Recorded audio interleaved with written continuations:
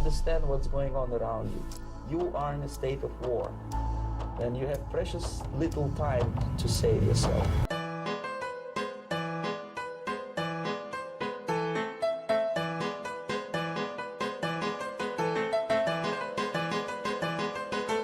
Yuri Alexandrovich Bezmenov.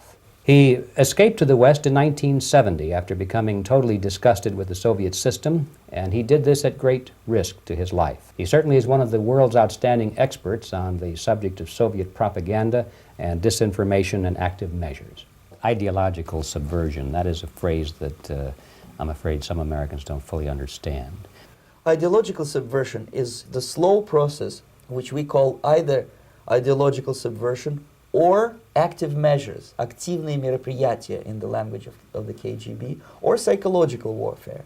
What it basically means is to change the perception of reality of every American to such an extent that despite of the abundance of information, no one is able to come to sensible conclusions in the interests of defending themselves, their families, their community, and their country. It's a great brainwashing process which goes very slow, and it's divided in four basic stages.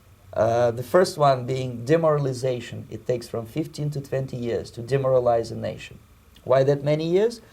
Because this is the minimum number of years which requires to educate one generation of students in the country of your enemy, exposed to the ideology of the enemy. In other words, Marxism-Leninism ideology is being pumped into the soft heads of at least 3 generations of American students without being challenged or counterbalanced by the basic values of Americanism, American patriotism. The demoralization process in the United States is basically completed already. For the last 25 years, actually it's overfulfilled, because demoralization now reaches such areas where previously not even Comrade Andropov and all his experts would even dream of such a tremendous success.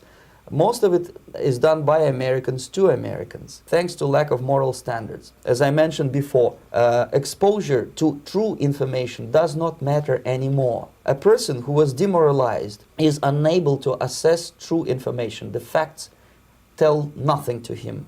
Even if I shower him with information, with authentic proof, with documents, with pictures, even if I take him by force to the Soviet Union and show him concentration camp, he will refuse to believe it until he is going to receive a kick in his fat bottom. When a military boot crashes his balls, then he will understand, but not before that. That's the tragic of the situation of demoralization. The next stage is destabilization. This time, subverter does not care about your ideas and the patterns of your consumption. Whether you eat junk food and get fat and flabby, doesn't matter anymore. This time, and it takes only from 2 to 5 years to destabilize a nation. What matters is essentials: economy, foreign relations, defense systems. And you can see it quite clearly in such sensitive areas as defense and economy. The influence of Marxist-Leninist ideas in the United States is absolutely fantastic. I could never believe it 14 years ago when I landed in this part of the world that the process will go that fast.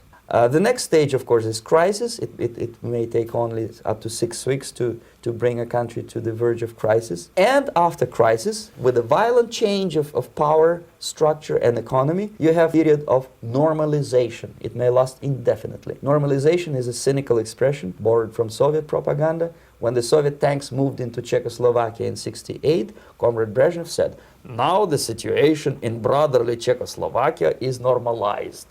This is what will happen in the United States if you allow all these schmucks to bring the country to crisis, to promise people all kind of goodies and the paradise on earth, to destabilize your economy, to eliminate the principle of free market competition, and to put a big brother government in Washington, D.C., with the benevolent dictators who will promise lots of things, never mind whether the promises are fulfillable or not. Your leftists in United States, all these professors and all these beautiful civil rights defenders, they are instrumental in the process of the subversion only to destabilize the nation.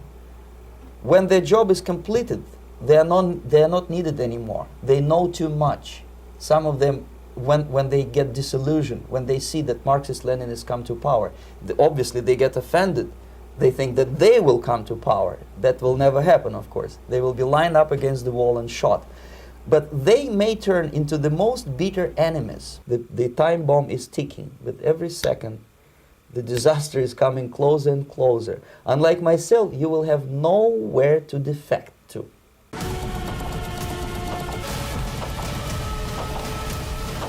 The disaster is coming closer and closer. The danger is real. Our country will never be a socialist country. We're not going to let it happen. Go to the polls.